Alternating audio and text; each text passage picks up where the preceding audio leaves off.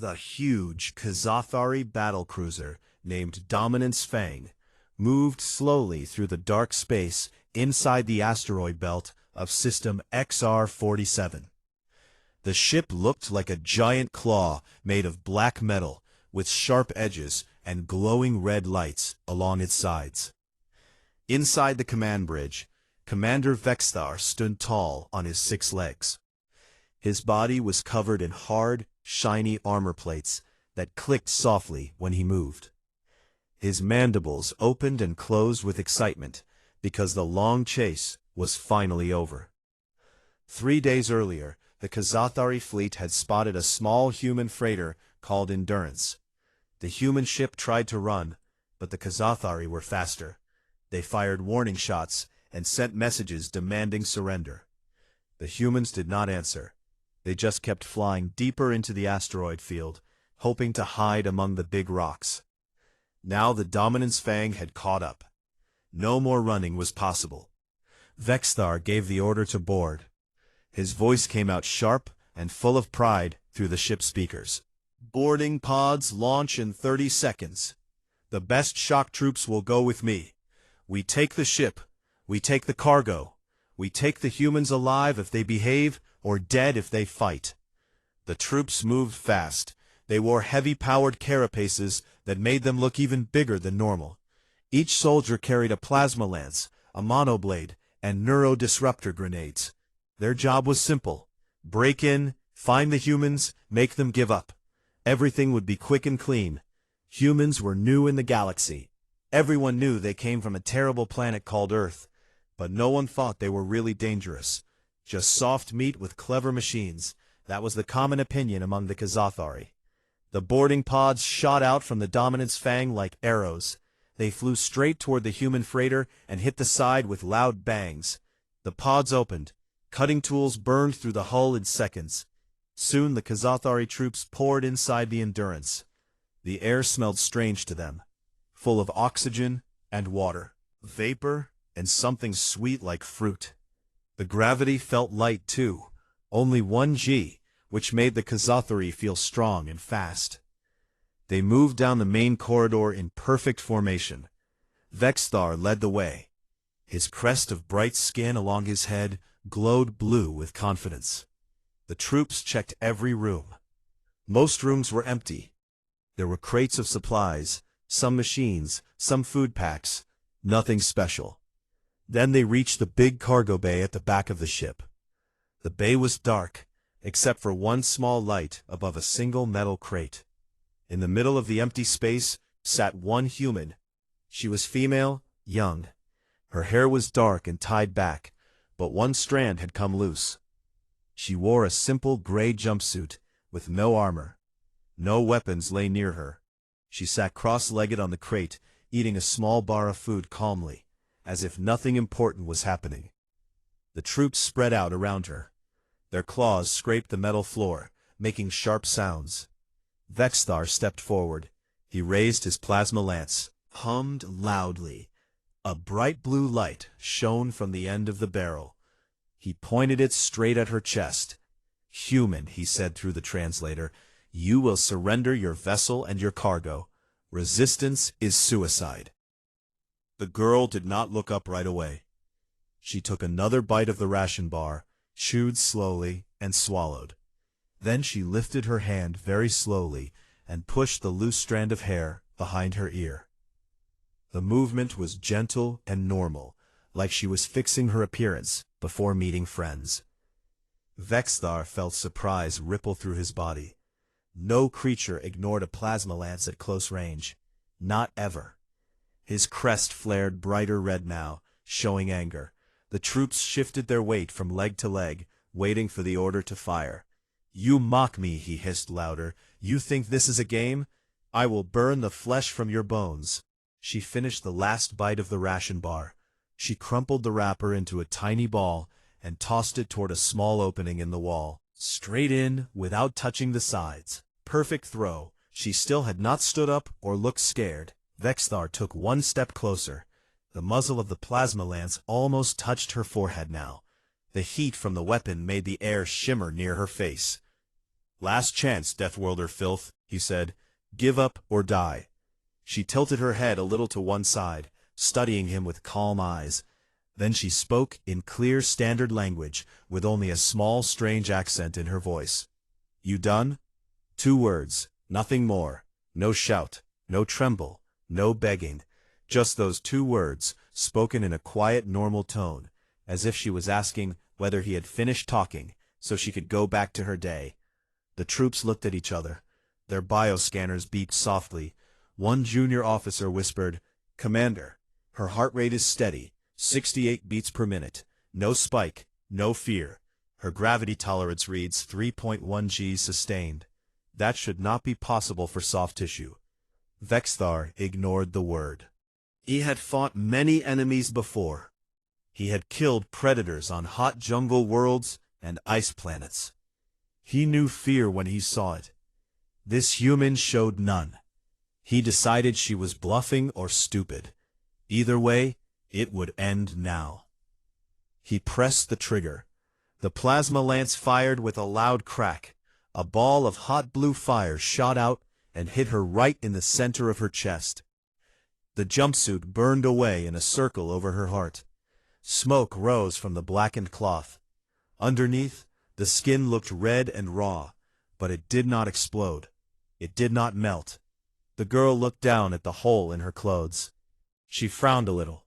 Then she brushed at the burned spot with her fingers, as if it was only dirt on her shirt. Rude, she said softly. Vexthar stared. His mandibles opened wide in shock. The wound on her chest was already closing. The red, angry skin turned pink, then normal again, right in front of his eyes. No machines, no medicine, just meat healing itself faster than any known species could manage. Troops panicked. They opened fire, all at once. Plasma bolts, kinetic rounds, neurodisruptor pulses filled the cargo bay. The lights flashed. The noise was terrible. Most shots hit her body. She jerked a little with each impact, but she did not fall. She did not scream. She stood up slowly, rolling her shoulders like someone waking from a short nap. One Kazathari trooper ran forward, swinging a mono blade. The blade was sharp enough to cut through ship hull. She caught his arm in mid-swing, twisted once. There was a loud crack like breaking wood. The trooper screamed and dropped to the floor, holding his shattered limb. She looked at the injured soldier, then back at Vexthar. I was trying to be polite, she said. You shot first. Vexthar stepped back, his crest folded down in sudden fear. The other troops kept shooting. She walked forward through the storm of fire, taking hits that should have killed anything. She moved with calm purpose, like the shots were only annoying rain. Tried to stab her from behind. She spun, grabbed his neck, lifted him off the ground and slammed him into the deck. His carapace cracked. He stopped moving. Another threw a neurodisruptor grenade. She caught it in the air, looked at it for half a second, then threw it back. The grenade exploded near the thrower. The trooper twitched and fell. Vexthar backed away until his back hit the wall. His plasma lance was empty now. His claws shook. How, he whispered, how are you still standing? She stopped walking for a moment. She wiped green blood, mostly alien, from her cheek with the back of her hand. Earth gravity is 9.8 meters per second squared at sea level, she said. Predators, disease, weather that tries to kill you every season. You get used to it. You get good at it. She cracked her neck to one side. The sound was loud in the sudden quiet. The last standing trooper turned to run toward the breach in the hull. She picked up a loose cargo strap from the floor, swung it. Like a whip. The strap wrapped around his legs. He tripped and fell hard. She stepped forward, placed one foot on his back and pressed down. His carapace broke with a wet crunch. He went still. Vexthar stared at the bodies of his elite squad, scattered, broken, defeated by one small human female who had started the fight by fixing her hair. She walked up to him slowly. Her jumpsuit was torn and burned in many places. Blood streaked her arms and face, mostly not her own. She reached out, took the empty plasma lance from his shaking claw, and tossed it aside like trash. "No," she said, "we are not monsters. We are just from a place that does not forgive weakness. You should have stayed in your nice safe empire." She turned away from him, walked back to the crate where she had been sitting. She picked up another ration bar, unwrapped it, and took a bite. Then she sat down again, crossed her legs, and looked at the stunned commander, still pressed against the wall. "Lunch break is over soon," said. "You want to keep this going, or should we talk like adults now?" Vexthar could not answer. His voice was gone. His pride was gone. His certainty about the universe was gone. All that remained was one truth burning in his mind. Humans were not soft meat after all, and this one had only been trying to eat her lunch in peace. Commander Vexthar stood frozen against the cold metal wall of the cargo bay. His mandibles trembled slightly. The plasma lance he had fired moments ago now lay useless on the floor, thrown aside by the human female like an old toy. His elite squad members lay scattered around the deck. Some groaned softly, others stayed completely still. Their hard carapaces cracked open. Green blood pooled under broken bodies. The air smelled thick with burned metal, ozone, and the sharp copper scent of alien fluids. The human female named Mara Voss, according to the name patch on her torn jumpsuit, walked back to the metal crate where she had been sitting before the fight started. She moved slowly and carefully, not because she was hurt, but because she seemed to want to give the remaining Kazathari time to understand what had just happened. Her dark hair still had that one loose strand, even after all the violence.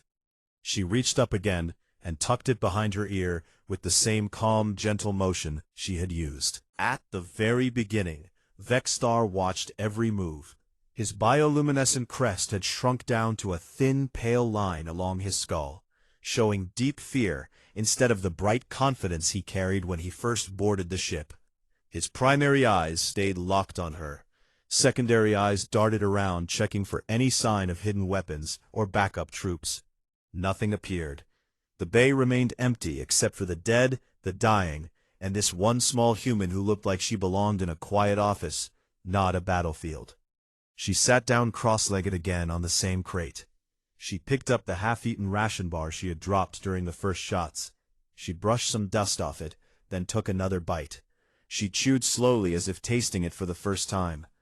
Her eyes never left Vexthar while she ate. "You should sit down," she said after swallowing. "You look like you might fall over." Vexthar did not move. His claws scraped the wall behind him, making small scratching sounds. He tried to speak, but the melade words stuck in his throat. Translator. His mandibles clicked uselessly a few times before sound came out. "What are you?" he finally managed to ask. Mara tilted her head slightly. She finished the ration bar, crumpled the wrapper, and tossed it into the recycler chute again. Perfect aim once more. "Lieutenant Mara Voss," she answered. "Terran Expeditionary Force, Exploration and First Contact Division. Currently on solo cargo run, because the rest of my crew decided to take shore leave on a nice safe station. You know, the kind of place where nothing tries to kill you every 5 minutes. Vexthar felt confusion mix with his fear. Humans traveled alone. Humans fought alone. Humans healed from plasma burns in seconds. This went against everything the Kazathari had learned about soft species. Soft species ran, soft species begged, soft species died quickly.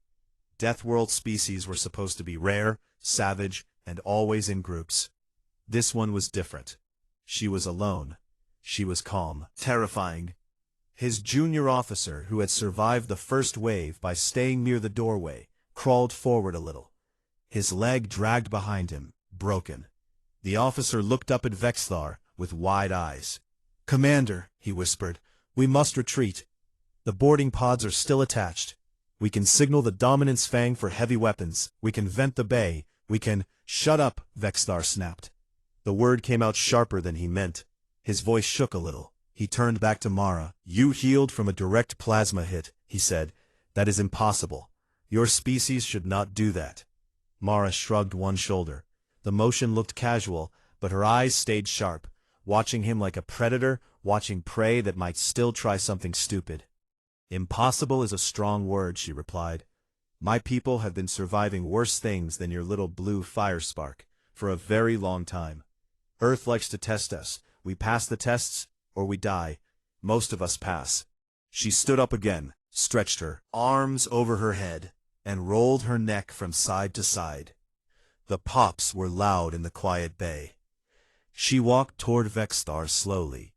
Each step made soft thuds on the metal floor.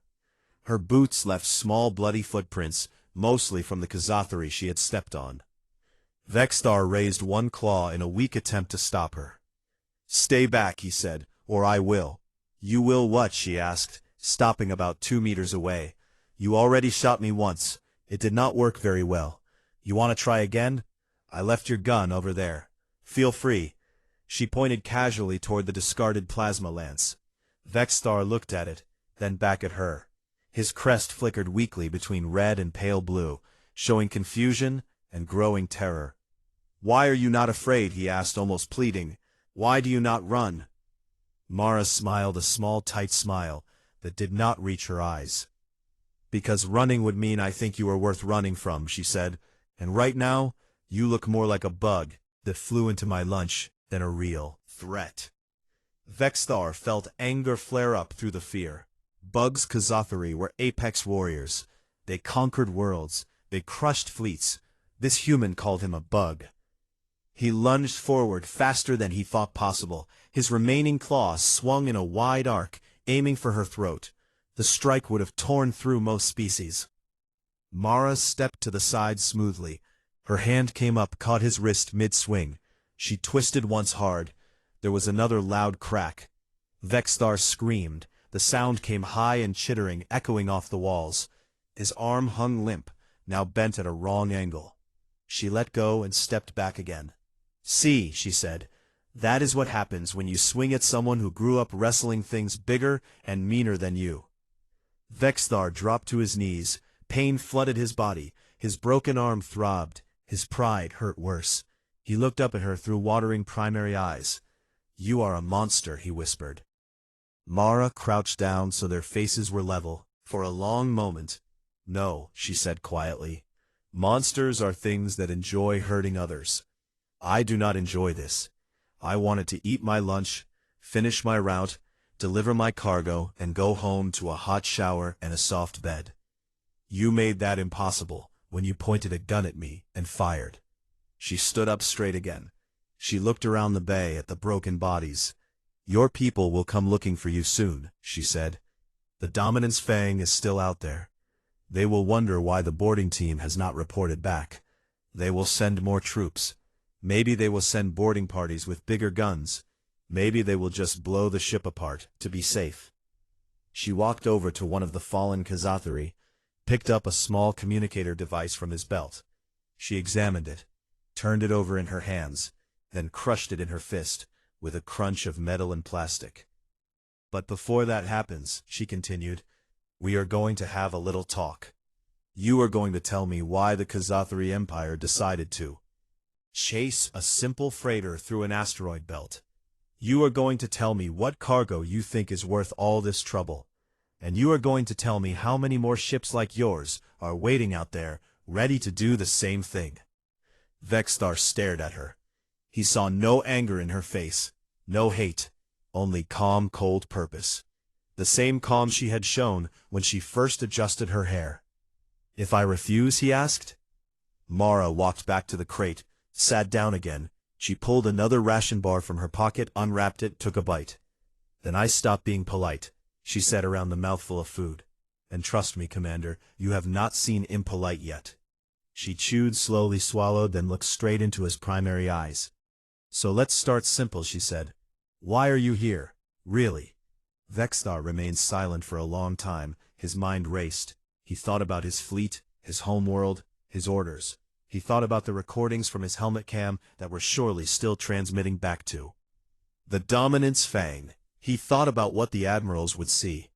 One human female calmly eating, while elite troops lay broken around her. He opened his mandibles slowly. The cargo he began is classified, but it contains samples, rare minerals from a restricted zone. We believe the humans had stolen them. We came to recover what is ours. Mara nodded once. Stolen minerals, she repeated. Interesting, because my manifest says medical supplies, food, seeds, and survey equipment.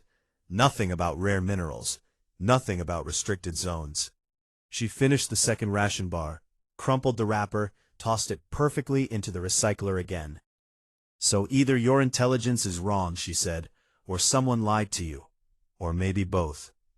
Vexthar said nothing more. His crest had gone completely dark, now showing total defeat.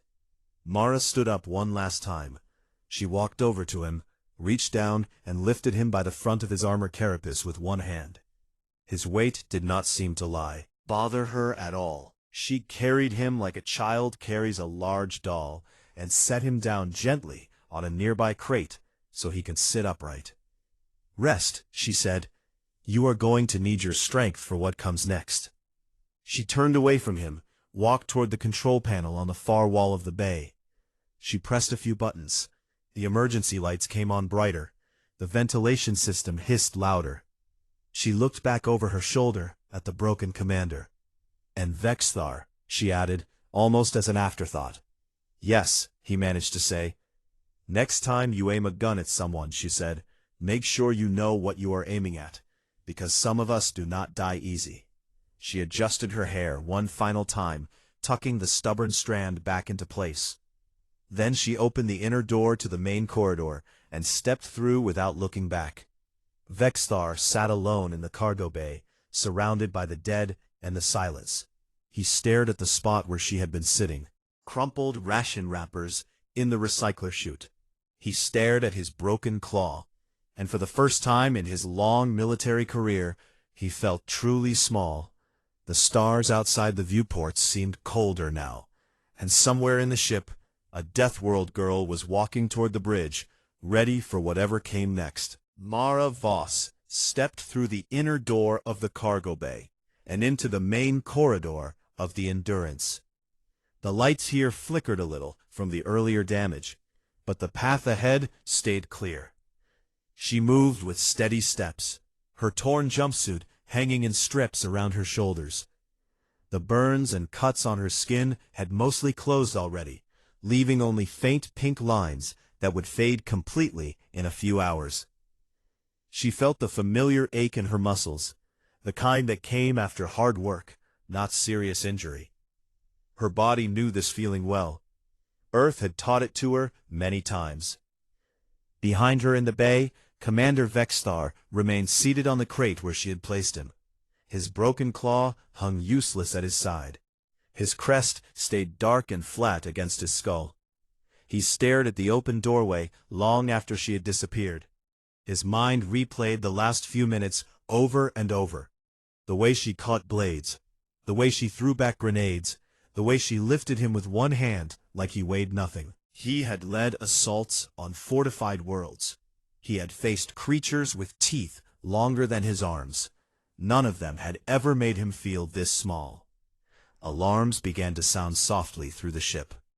Red lights pulsed along the walls. The Dominance Fang had noticed the silence from the boarding team. They would not wait long before acting. Vexthar knew the protocols. If no report came within the next 10 minutes, the cruiser would lock weapons on the freighter. If no surrender followed, they would fire to disable, then board again with heavier forces. This time, they would not send elite shock troops.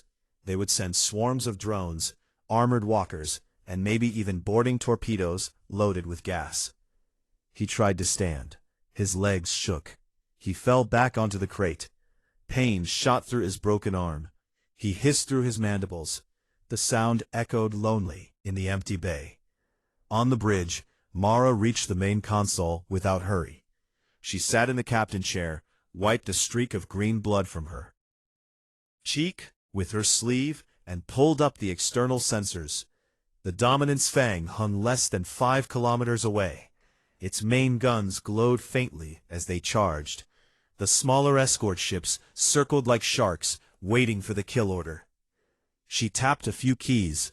The ship computer responded with a soft chime. Emergency lockdown disengaged. Propulsion systems online. Weapons offline as usual. Mara smiled a little. Her freighter carried no guns by design. Exploration vessels did not start fights. They finished them when necessary.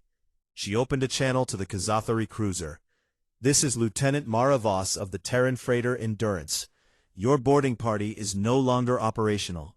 I suggest you stand down and withdraw. If you fire, I will defend myself. You will not like the result." Static answered first. Then a new voice came through, deeper and colder than Vexthar's. "This is Admiral Kresh of the Dominance Fang. You have killed Kazathari warriors. You will pay for each life, with interest. Now, and we may allow you a quick death." Mara leaned back in the chair. She crossed one leg over the other. "Admiral," she said, "your commander is still alive, along with a few of his troops. They are injured but breathing. I have not harmed them further yet. That can change depending on your next move." Silence stretched longer this time. Mara waited patiently. She used the time to check her own vitals. Heart rate steady, oxygen levels normal, minor tissue damage regenerating. She felt fine. Better than fine. Actually, she felt awake, sharp, ready. The Admiral spoke again. "You lie, human. You cannot have defeated an elite boarding team alone." Mara glanced at the internal cameras. She pulled up the feed from the cargo bay. Vexthar still sat there, head down, mandibles clicking weakly. She zoomed in on his face. "Would you like to speak with him?" she asked sweetly. She patched the cargo bay audio through to the channel. "Commander Vexthar," she called. "Can you hear me?" Lifted his head slowly. His primary eyes focused on the nearest camera. "Yes," he croaked. "Tell your admiral what happened," she said. "Tell him exactly how many of your elite troops it took to lose to one unarmed human female eating lunch." Vexthar hesitated. His mandibles trembled. Then he spoke in a low, broken voice. She did not die when we fired. She healed. She broke us. One by one, I have never seen anything like it." Mara cut the audio feed before he could say more. "You heard him, Admiral," she said. "Now I ask again, stand down, withdraw, or I come over there myself. And trust me, I do not need a boarding pod to cross open space." Laughter came through the channel. Harsh chittering sounds from multiple Kazathari voices. "You threaten us, human," Admiral Kresh said. "You, a single soft creature, you think you can board a battle cruiser? You will be cut to pieces before you reach our hull." Mara stood up. She walked to the suit locker near the bridge. She pulled out her standard exploration EVA suit. It looked thin and flexible, not bulky like military armor. She stepped into it, sealed the front, and checked the readouts. All green. She picked up the helmet, tucked it under her arm. "Admiral," she said, "I accept your invitation. I am coming over now. Feel free to prepare a welcome party. I like crowds." She closed the channel. She walked back through the corridors toward the forward airlock. Along the way, she stopped at a maintenance closet. She grabbed a coil of high-tensile cable, a plasma cutter, and a small toolkit. She slung the cable over her shoulder, pocketed the cutter, and continued on. At the airlock, she put on the helmet. The suit pressurized with a soft hiss. She cycled the outer door. The black of space opened before her.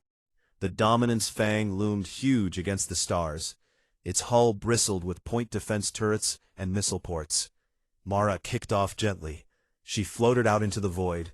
She activated the suit thrusters, small bursts that pushed her toward the enemy cruiser. She moved in a straight line, no dodging, no hiding. She wanted them to see her coming. Inside the Dominance Fang, alarms screamed. "Incoming, single target. No vessel, no pod. Human in EVA suit." Admiral Kresh stared at the main viewer. The small figure grew larger every second. "Open fire," he ordered. "All point defense batteries. Target that human. Burn her from the sky." Lasers flashed. Railguns spat kinetic rounds. Missiles launched in waves. The space between the ships filled with light and death. Mara twisted in mid-flight. She spun, rolled, ducked. The suit's sensors screamed warnings. She ignored them. A laser grazed her leg. The suit fabric charred, but held. She felt heat, but no pain. A railgun round passed close enough to make her suit ring like a bell. She kept moving forward. One missile detonated near her. The shockwave tumbled her. She righted herself, used the momentum to accelerate. She laughed softly inside her helmet. That all you got? She reached the hull of the Dominance Fang. She slammed into it, boots first, magnetic locks engaged. She stood on the outer skin of the battlecruiser like a fly on a wall. She pulled out the plasma cutter. The blue flame ignited. She began cutting a hole straight through the armor plating. Sparks flew in perfect silence in vacuum. Inside the bridge, panic spread. The human is cutting through Section 12. Seal bulkheads. Deploy internal security teams. Admiral Kresh gripped his command throne. His crest flared bright red. She cannot survive vacuum long, he snarled. Flood the corridors with neurotoxin. Prepare the heavy troops. She will choke, she will die. Mara finished the cut. A large circle of hull fell inward. She dropped through the hole, landing in a service corridor. Emergency lights flashed red. She moved forward fast. The corridor sealed behind her with blast doors. She ignored them. She headed toward the bridge, following the clearest path. Her suit map showed. Kazathari troops appeared ahead. They wore heavier armor than the boarding team. They carried chain blades and disruptor cannons. They opened fire. Mara charged straight into the barrage. She took hits that cracked ribs and tore muscle. She felt bones shift and pop back into place. She grabbed the first soldier, lifted him overhead, and threw him into the others. They crashed together in a tangle of limbs and armor. She kept moving. She punched through a chest plate. She kicked a helmet so hard it dented inward. The soldier dropped without a sound. She took a disruptor blast to the chest. It burned deep. She coughed blood inside her helmet. She wiped it away with her tongue, tasted copper. She smiled. Not today, she whispered. She reached the final corridor, leading to the bridge. More troops waited. This time they had set up a barricade. Heavy repeaters mounted on tripods. They poured fire at her. Mara dove behind a support beam. The metal heated, glowed red, heartbeats. Then she sprinted forward, faster than they expected. She vaulted over the barricade, landed among them. She moved like water between rocks, breaking arms, snapping necks, crushing weapons. The last soldier standing fired point blank. She caught the barrel, twisted it upward. The shot hit the ceiling. She drove her elbow into his throat. His windpipe collapsed. He fell gurgling. Silence fell, except for the hum of damaged systems. Mara walked to the bridge door. She pressed the manual override. The door slid open slowly. Admiral Kresh stood in the center of the bridge. His personal guard flanked him. They raised weapons. Mara stepped inside. She removed her helmet, tucked it under her arm. Her hair was matted with sweat and blood. She pushed the loose strand behind her ear again. "Hello, Admiral," she said. "You wanted me here. Now I am here." Kresh stared at her. His crest trembled. You should be dead," he whispered. Mara shrugged. Replied. She walked forward slowly. The guards hesitated, then fired. She moved faster than thought. She disarmed one, snapped his neck. She threw the body into another. They fell together. She reached Kresh, grabbed him by the throat, lifted him off the ground. "Your empire made a mistake," she said. "You thought humans were weak. You thought one of us alone was nothing. You were wrong." She squeezed gently. "Not enough to kill. Just enough to make breathing hard. Tell your fleet to stand down," she said. "Tell them to leave this system, or I finish what I started. And next time, I will not stop at one ship."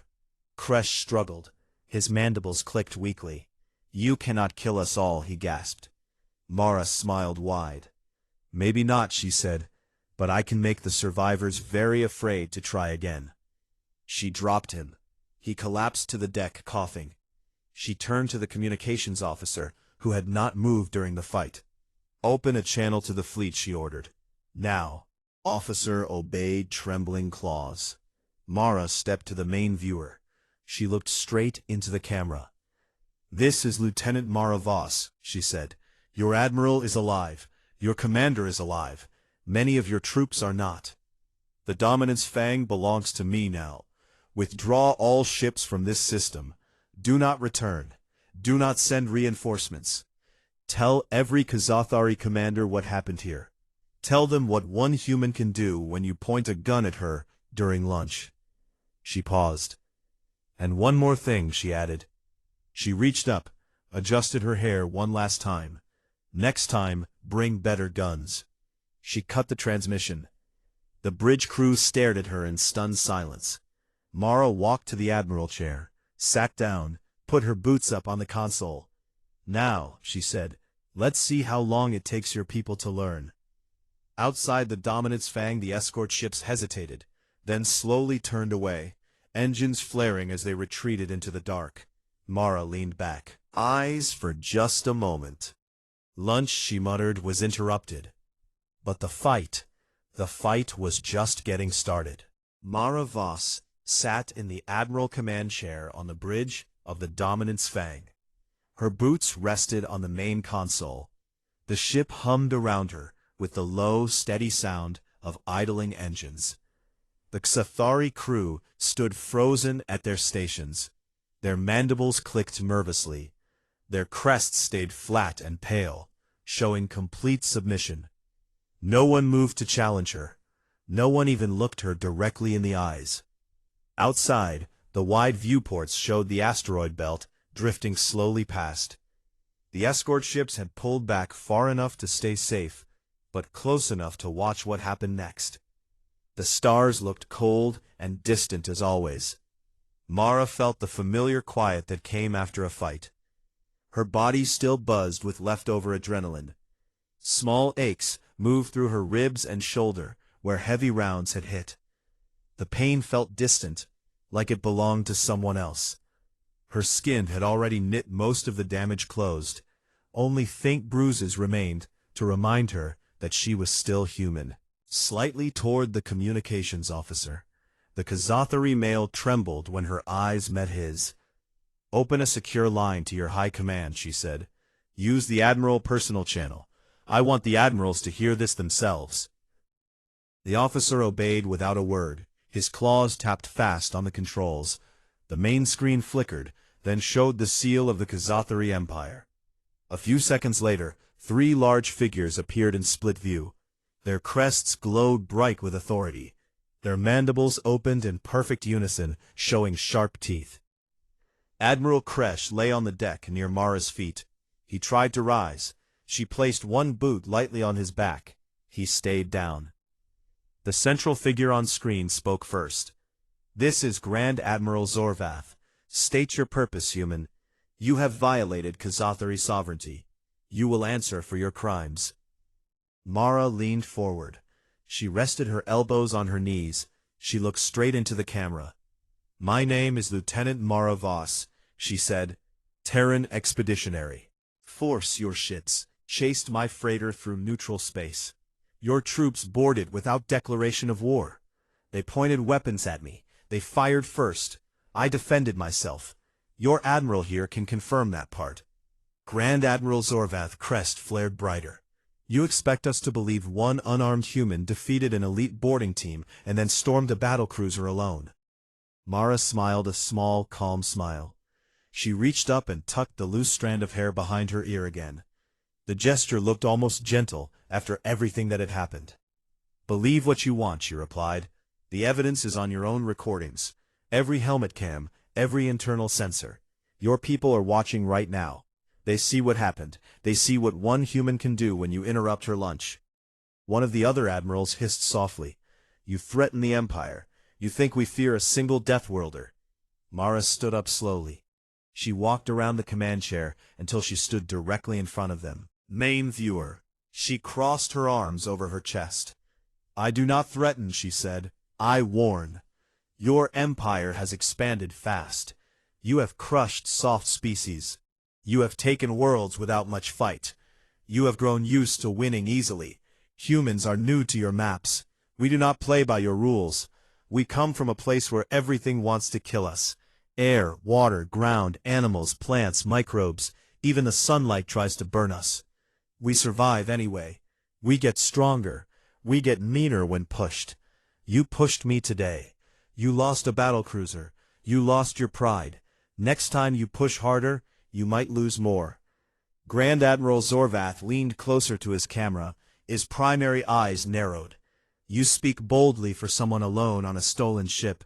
Release Admiral Kresh and surrender. We may grant you a trial before execution.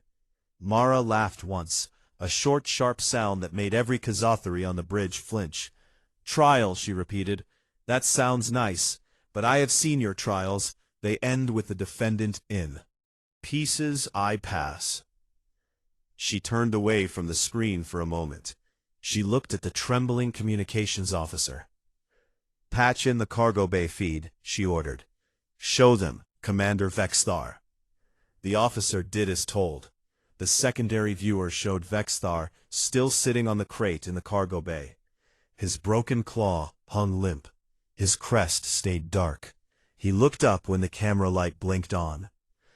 Commander Vexthar, Grand Admiral Zorvath said, Speak. Tell us the truth of this human. Vexthar lifted his head slowly. His voice came out weak and cracked. She did not die when we shot her, he said. She healed. She moved faster than our eyes could follow. She broke my squad. One by one I have fought many enemies. None were like her. She asked if we were done before she started. She asked again after she finished. She is not like any species we know. Silence fell on the bridge. The Admiral's crests dimmed slightly. Mara turned back to the screen. That is your answer, she said. Human, 1 lunch break. Your best troops, your biggest ship. Now listen carefully. I will say this once. Withdraw all Kazathari vessels from this system. Do not chase human ships. Do not board them. Do not point weapons at them. If you do, I will find you. I will come alone if I have to. I will come angry, and I will not stop at breaking one ship.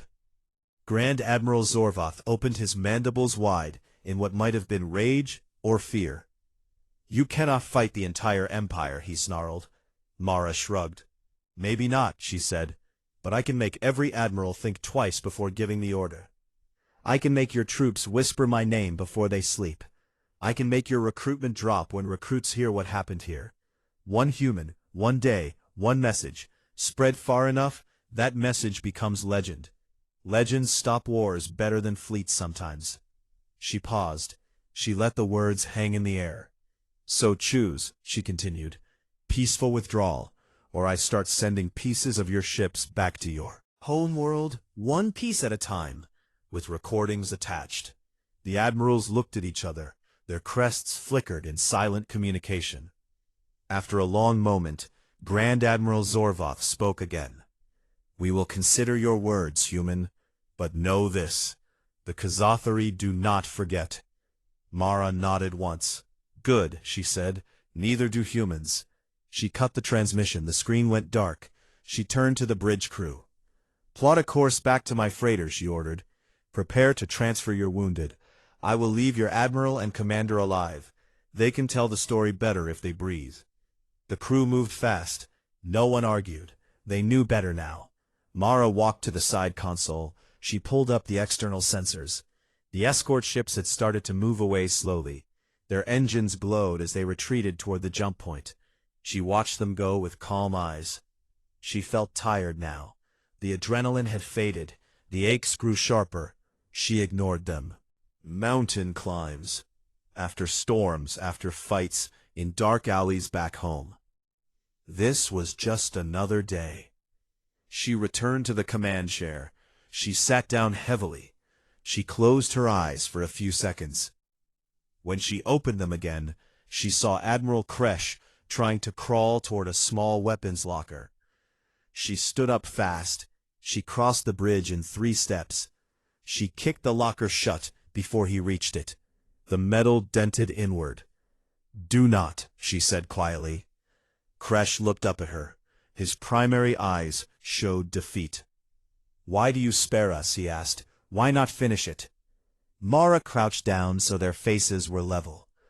Because dead enemies tell no stories, she answered. Living ones do. Living ones spread fear. Living ones make others hesitate. I want your empire to hesitate. I want them to remember one human female who fixed her hair while you tried to kill her. I want them to remember how that ended. She stood up again. She offered him a hand. He stared at it for a long moment. She pulled him to his feet, gently. Enough to stand, not enough to fight. Go to your wounded, she said. Help them. I will not stop you. Kresh limped away toward the lift. His guards followed slowly, keeping their eyes on the floor. Mara returned to the chair. She opened a private log on the console. She spoke softly into the recorder. Personal entry. Lieutenant Mara Voss. Day 147 of solo run. Encountered hostile Kazathari force. Neutralized threat.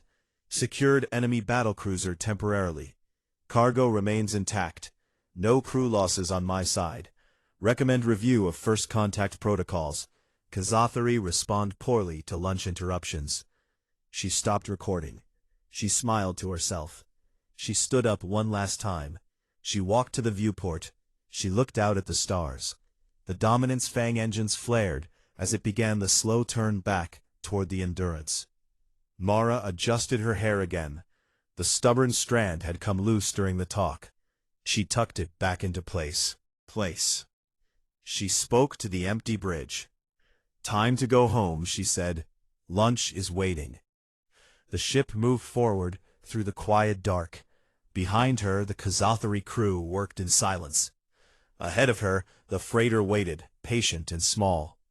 And somewhere in the vast empire, messages were already spreading. One human, one question, one unbreakable will. The galaxy had just learned a new name. Mara Voss guided the Dominance Fang back toward the small freighter Endurance. The massive battlecruiser moved slowly through the asteroid field. Its engines glowed soft blue against the black. The smaller Kazathari escort ships had vanished into the jump points, one by one. They left without another word. The silence felt heavy, like the galaxy itself held its breath. On the bridge of the Dominance Fang, the remaining crew worked with careful movements. They followed every order Mara gave without question. Their crests stayed pale. Their mandibles clicked only when necessary. Admiral Kresh sat in a side chair under guard. His broken pride showed in every line of his body. Commander Vexstar had been brought up from the cargo bay. He sat nearby, his shattered claw wrapped in emergency bandages. He stared at the floor most of the time. Mara stood at the main console. She checked the docking alignment one last time. The Endurance grew larger on the viewer.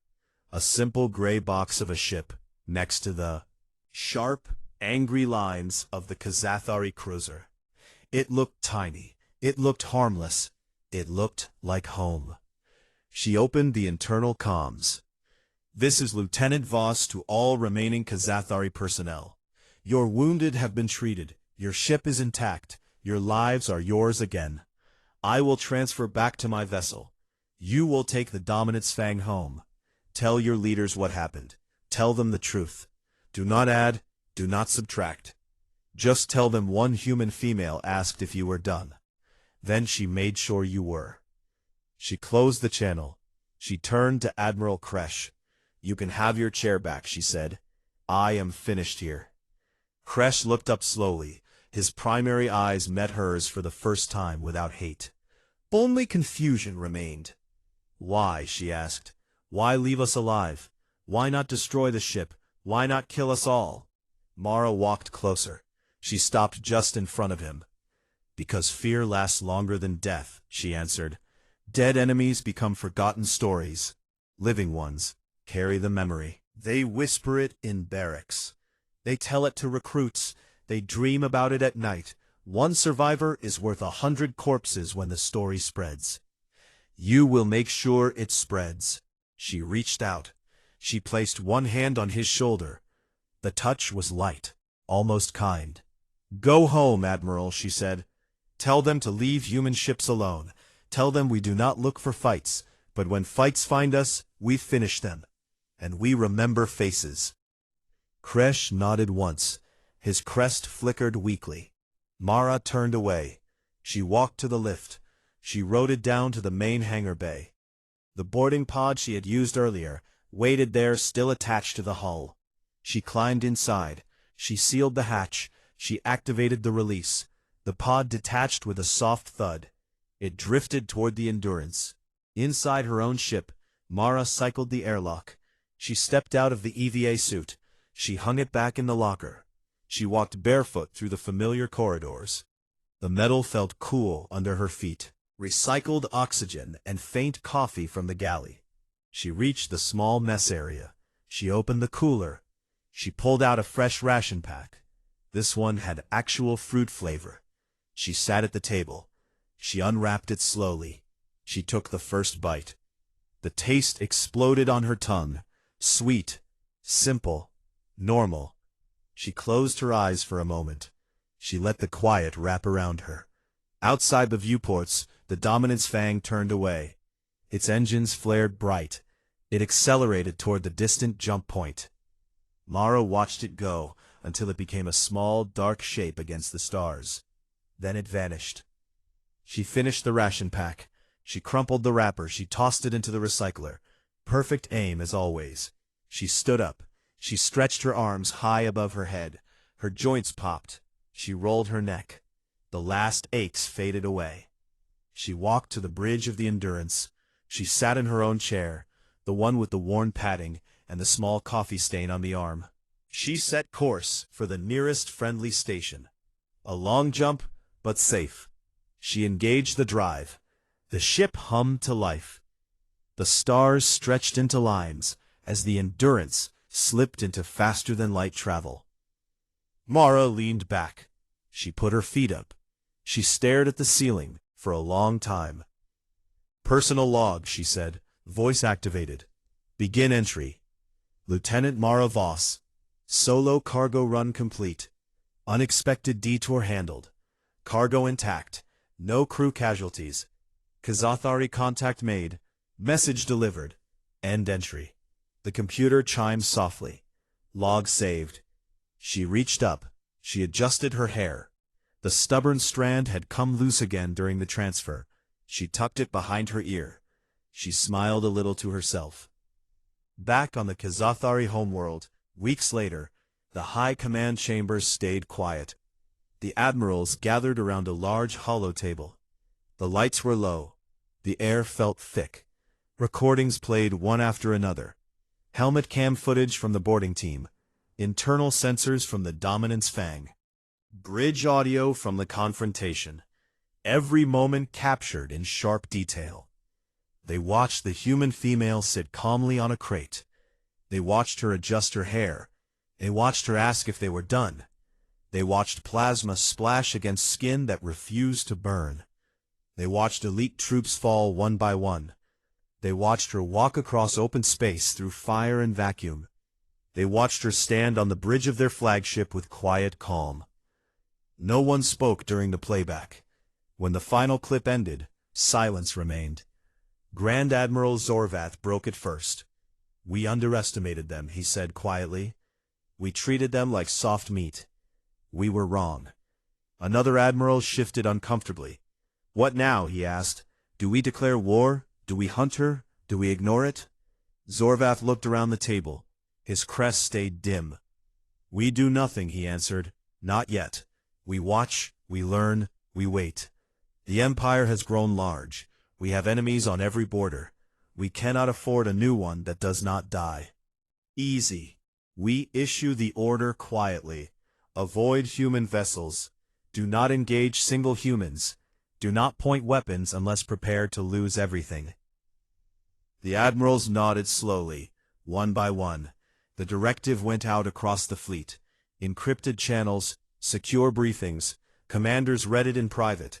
They shared it with trusted officers. They warned their troops. The story spread through barracks, through mess halls, through training grounds. A single human female, a loose strand of hair, a simple question, and then unbreakable violence. Years passed. The Xathari Empire continued to expand, but in a new direction, away from human space. Ships changed course. Fleets avoided certain sectors. Admirals grew cautious. Recruits learned the name Mara Voss. They learned it as a warning.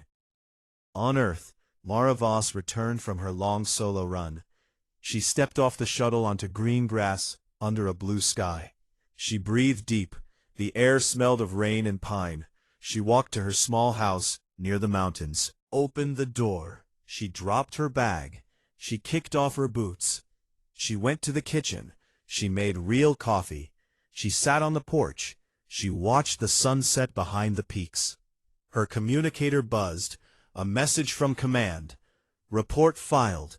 Incident closed. Commendation approved. Next assignment optional. She smiled. She typed back. Assignment declined. Taking leave, Earth time needed. She sent it. She leaned back in the chair. She closed her eyes. The wind moved through her hair. Somewhere far away in the stars, the galaxy had changed. A little. A quiet change. No treaty signed. No wars declared. Just one lesson learned the hard way. Humans came from Deathworlds. They healed. They endured. They asked simple questions before they ended things. And when they adjusted their hair, it meant the fight had already begun. Mara sipped her coffee. She watched the stars appear one by one in the darkening sky. She tucked the loose strand behind her ear again, softly, to the night. Next time, bring better guns. The wind carried her words away. The stars listened. And somewhere in the deep black, a new generation of commanders learned to hesitate. Because one girl had once fixed her hair, and the Empire trembled.